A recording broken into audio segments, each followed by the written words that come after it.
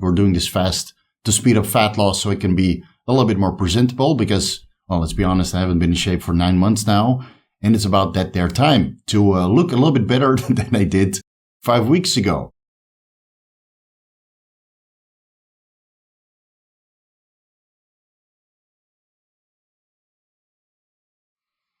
Vigorous Steve here. Let's discuss the fasting protocol that I'm doing this week. I'm already at day 4. It's Thursday today, and I've been fasting since last Sunday evening.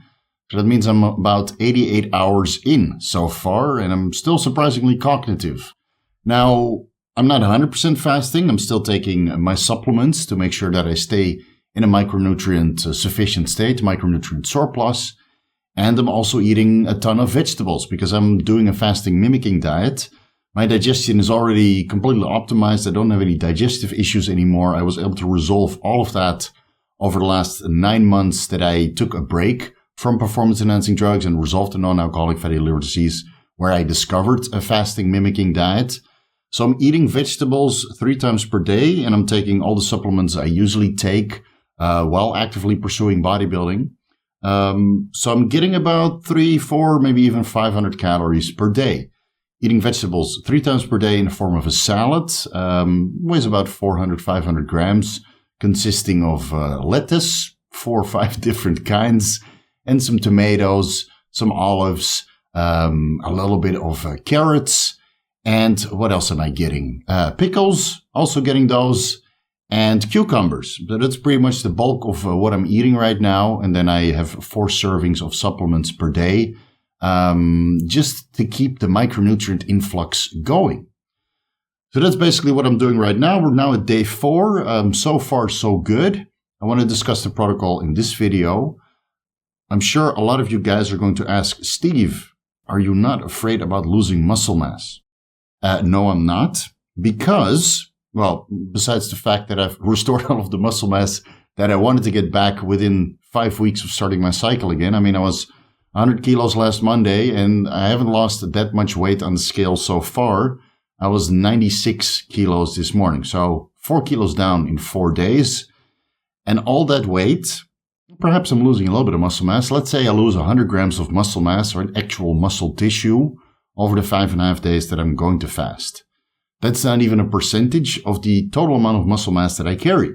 And that's something I'm willing to forego, considering that I'm getting a lot of fat loss in the process. So instead of doing a whole month of dieting and getting a decent amount of fat loss in that process, I'm taking a deload. And I'm taking a break from eating direct carb sources, protein sources, and fat sources. In that time, I'll lose a significant amount of weight. And of course, I got a decent amount of fat burning aids in place to speed up that process. And plus, these fat burners and obviously anabolic steroids are sufficient to sustain the muscle mass that I've built over the last 5.5 weeks that I was training on cycle. So I'm really not worried about losing a little bit of muscle mass. And if I do, well, I can easily restore that next week when I go back to the gym and start training again and reintroduce a little bit of calories coming from protein, carbs, and fats in my diet. I'm mostly aimed towards fat loss this week. And all the weight that I'll lose on the scale is coming from subcutaneous water retention, glycogen retention, which then also retains minerals and water. So you're losing a lot of fullness in the process and a lot of intestinal mass. And again, guys, I'm not worried in any way, shape, or form about losing muscle mass. I've done fasts like this many, many, many times before. And usually I don't even lose strength. So I would go back to the gym the week after a fast, after a proper refeed in the weekend, obviously, restore a little bit of glycogen and get my weight back up, because you do lose a significant amount of weight while fasting. And then the next week I would be maybe 1 rep short, or 1 increment short of the weight I would use the week prior. So it's really not a big deal. Don't use the weight loss as an excuse not to fast. It has a million different benefits because fasting improves your blood work. As we'll see from my blood work, which I'll retest again this Saturday. So we have a before and after on this round of fasting with the pharmacology, which I'll discuss a little bit later in this video. You guys can see how much of a positive or negative effect this round of fasting will have on my blood work, comparing the blood work from last Sunday to next Saturday. I'll post those results next week with the before and after pictures so you can see how much of a physical change it has from the outside and the inside. Now, fasting improves the detoxification of all the metabolic waste products that occur from strenuous workouts. So you'll see that my liver enzymes come down, my creatine phosphokinase levels will come down, creatinine will come down a little bit. And the main benefit of fasting, especially when I enter that in an overtrained state, is that it speeds up the recovery process, which I'm sure sounds very counterintuitive to you, considering that I'm not eating any direct protein, carb, or fat sources during these 5.5 days that I'm doing a fasting mimicking diet. But you have to look at it this way. I'm entering in an overtrained state, but autophagy will also occur usually around day 3, 4, 5. Autophagy is the destruction and the recycling of the content of aged cells. So as some of the protein and some of the minerals and whatever else the cellular content of these aged cells spill into my bloodstream and the surrounding tissue, the skeletal muscle is allowed to absorb and recycle these nutrients, the amino acids, perhaps a little bit of the glycogen, some of the minerals. It's all being recruited into skeletal muscle, allowing them to recover themselves after weeks and weeks and weeks of being in an overtrained state. Well, perhaps was in an overtrained state for maybe 2 weeks. That's why I'm a week early on this fast. I initially wanted to schedule that next week, but I couldn't continue another week in this overtrained state. So here we are fasting this week, deloading this week. So I really feel that it helps regarding that sense for recovery and speed up the effectiveness of a deload.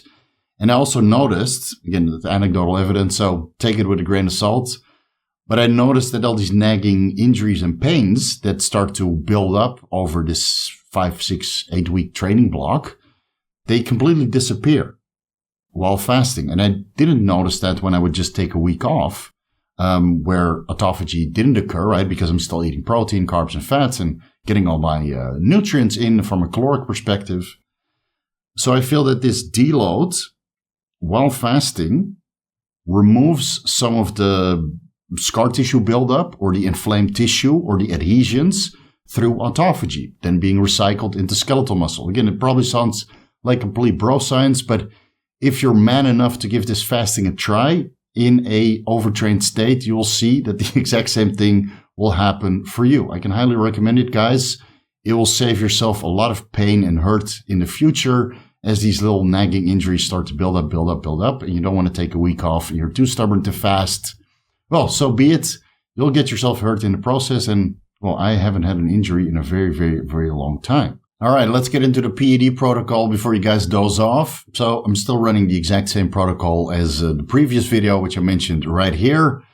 156 milligrams testosterone enanthate per week, 125 milligrams primobolan per week, added in the ACG this week's 250 IUs Tuesday, Thursday, Friday. I won't be using GHK copper because I'm not training. Started in the rauwolscine 60 milligrams per day, split 30 milligrams AM and PM. I'll be using HGH-Frag a little bit more frequently because I want additional lipolysis this week, right? We're doing this fast to speed up fat loss so it can be a little bit more presentable because, well, let's be honest, I haven't been in shape for 9 months now. And it's about that there time to look a little bit better than I did 5 weeks ago. And the ancillaries haven't changed. 5 milligrams nebivolol, 10 milligrams ezetimibe, and 20 milligrams telmisartan. Now, what I changed is that I'm back on a glucagon-like 1-peptide receptor agonist, being liraglutide, because I need a little bit of a reduction in appetite, obviously eating vegetables only. So I'm doing the exact same dose as I was doing when I did the fasting mimicking diet, when I was trying to resolve the non-alcoholic fatty liver disease. 1.2 milligrams liraglutide upon waking.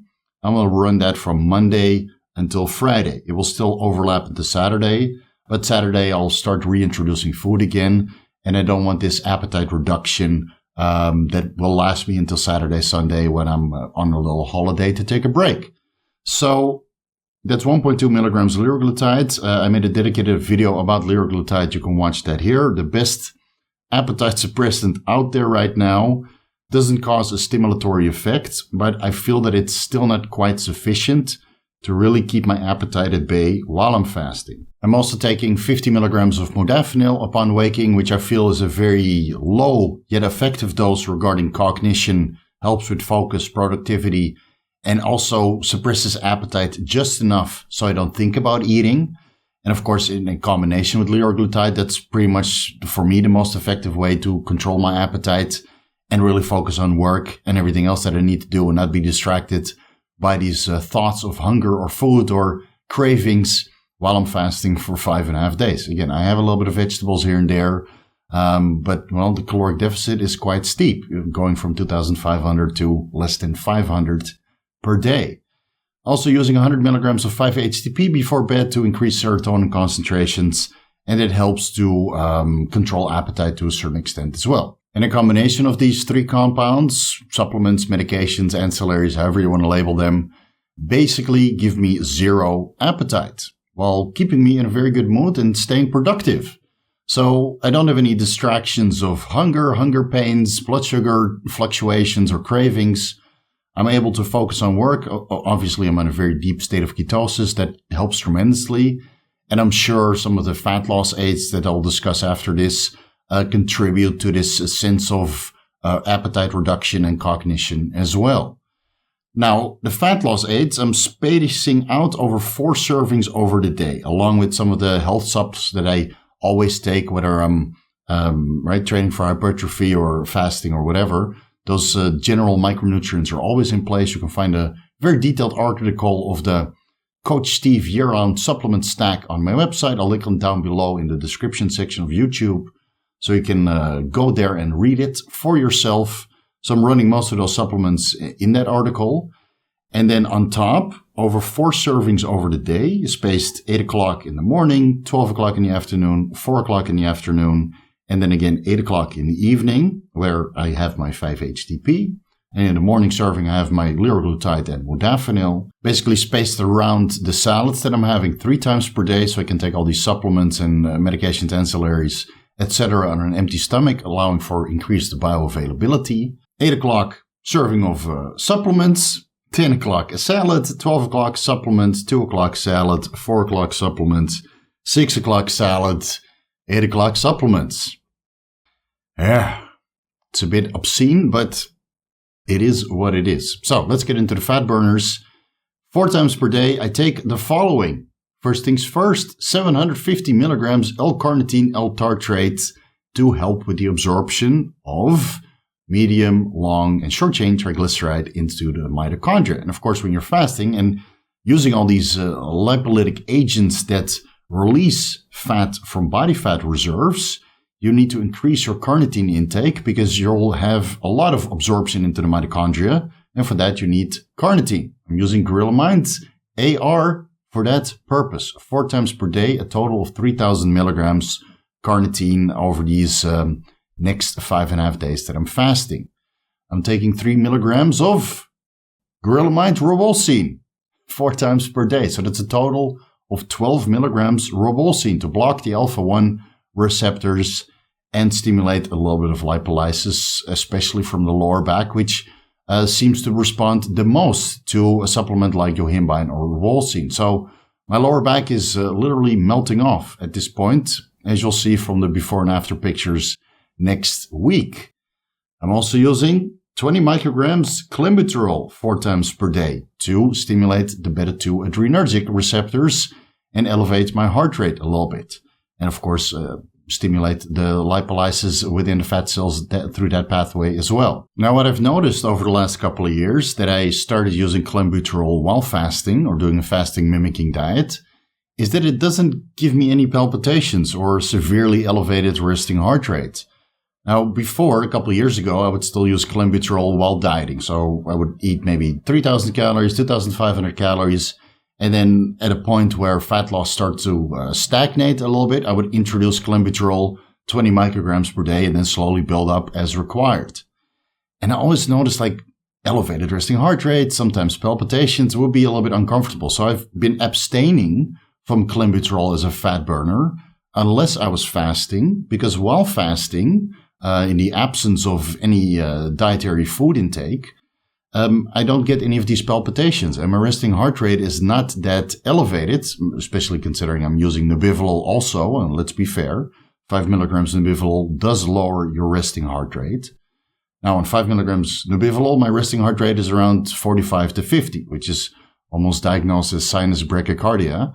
And after adding in the Clenbuterol at a pretty steep dose, so a couple days on 80 micrograms, and today, well, I've had 2 servings of 20 micrograms, so that makes it 40 micrograms a day. My resting heart rate is around 65.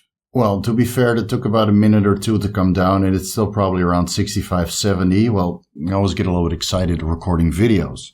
So I notice that when taking a pretty steep dose of Clenbuterol while fasting or doing a fasting mimicking diet, is that there's no real heart palpitations or adverse side effects. I did notice a little bit of a jittery feeling the first 2 days that I reintroduced Clenbuterol. Well, right, you go straight into 80 micrograms over the day, and you can expect a little bit of side effects, but most of those have now been mitigated, diminished. And of course, I'm supplementing some taurine, and I'm staying on top of my water and electrolyte intake. I'm also using 10 milligrams GW1516, also known as Cardarine, in conjunction with 10 milligrams SR9009, also known as Stenabolic, to activate nuclear receptors of subfamily 1, particularly group C and D. GW1516 activates the peroxisome proliferator activated receptor delta, which is a mouthful to pronounce, so let's abbreviate that to the PPAR delta, which increases fatty acid oxidation within skeletal muscle and adipose tissue.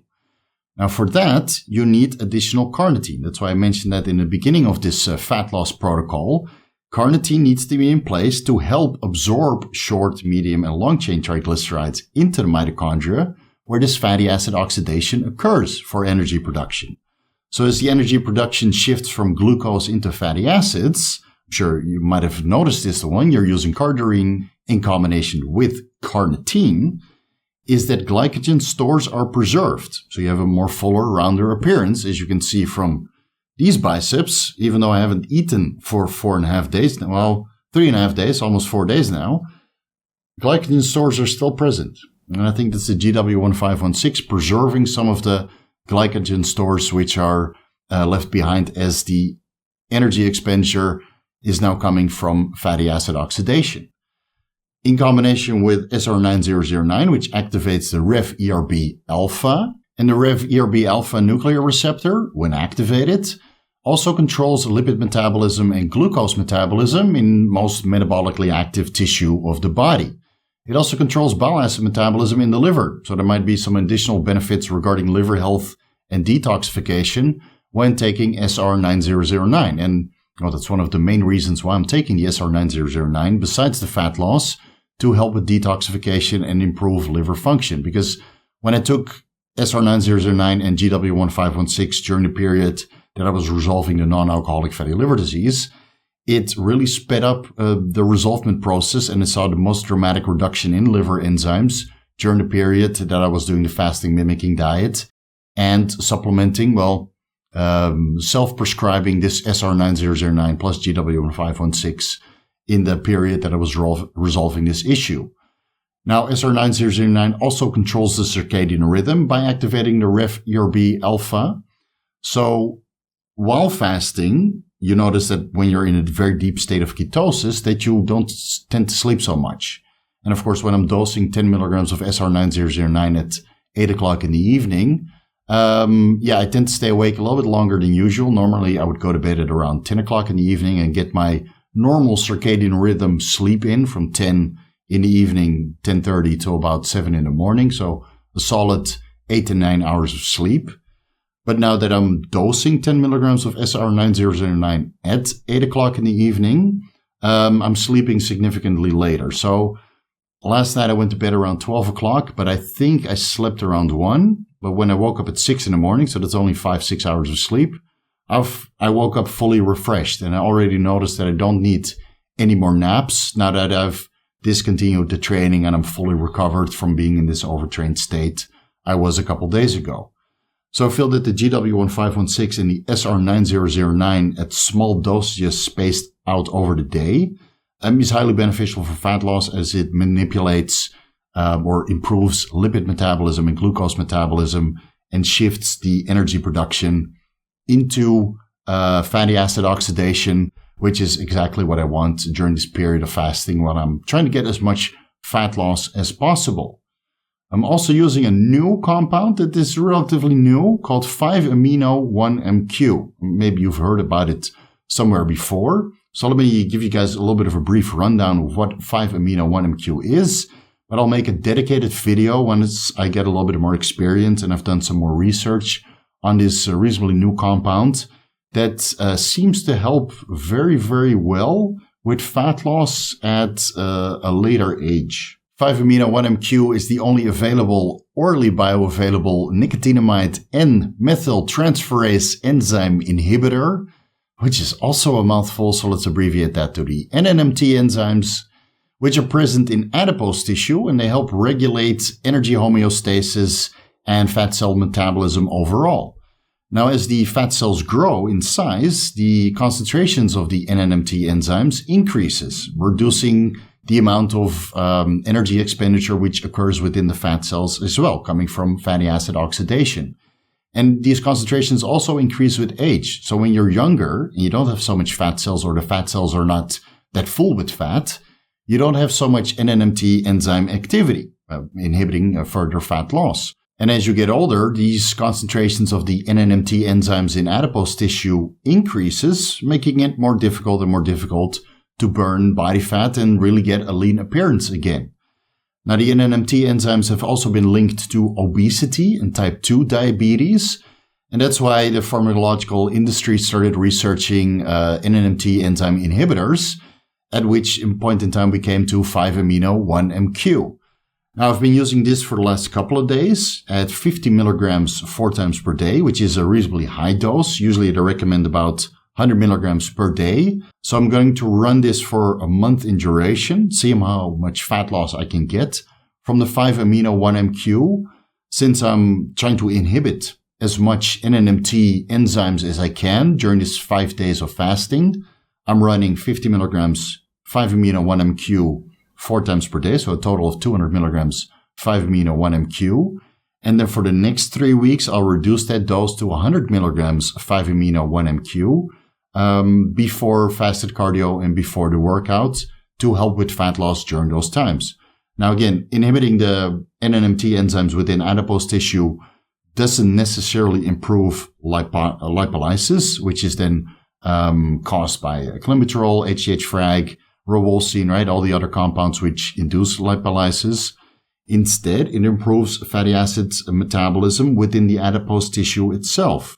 Now, will that result in more lipolysis? Potentially. I couldn't find any data on it, but all the research that I've read so far, performed in rodent models, shows that it's very, very, very promising. And I do notice that this fast, again, the fat is literally falling off of me in combination, of course, with the Cardarine, the Clenbuterol, the GW1516, the SR9009, and the HGH-Frag, which I'm still running, albeit at a little bit higher dose than before. Before I was running 250 IUs, 258 micrograms HGH-Frag before fasted cardio and before the workout. So that's 7 days per week in the morning and 5 days in the week in the afternoon when I do my workout. So that's, 13 administrations of HGH-Frag over the course of a week, right, before activity to help with a little bit of fat loss. But now I'm administering 250 micrograms HGH-Frag alongside these 4 administrations of these fat burners. So I doubled the dose to 1,000 micrograms of HGH-Frag over the day, resulting in a significant amount of lipolysis. So I'm waking up every day leaner. I'm in a very good state of ketosis, very focused, very energetic, as you can probably tell from this video. I'm probably a little bit stimulated. So comes with the territory, right, when you're trying to suppress appetite. So based on the results that I've gotten over the last 3.5 days while I was fasting and running these compounds 4 times per day, I would say that the results are pretty much insane. Yeah, compared to all the previous fasts that I've done, a combination of the following: 750 milligrams L-Carnitine L-Tartrate, 20 micrograms Clenbuterol, 10 milligrams GW1516, 10 milligrams SR9009, 50 milligrams 5-amino 1-MQ, and 250 micrograms HGH-Frag 1762191. Insanely beneficial for fat loss. How my blood work will look? Well, I guess I'll see that next Saturday, and we'll inform you guys if this fat loss stack was overkill or still improved my blood work like it did with all the previous fasts that I've done in the past. Really, you'll see from the progress pictures next week how much fat I'm losing over these 5.5 days. Stay tuned for that. I'll leave it for this video. Thank you guys so much for watching. If you're looking for the most comprehensive guides to bodybuilding pharmacology, you can find the ebooks on my website, vigorsteve.com/shop. Personalized advice always available through consultations. You can find the rates on my website. Follow me on Instagram @vigorsteve. Front double bicep for the Vigorous crew. No food in these cannons, but decent amount of pharmacology involved to keep these peaks afloat. Thank you guys so much for watching. See you guys in the next video.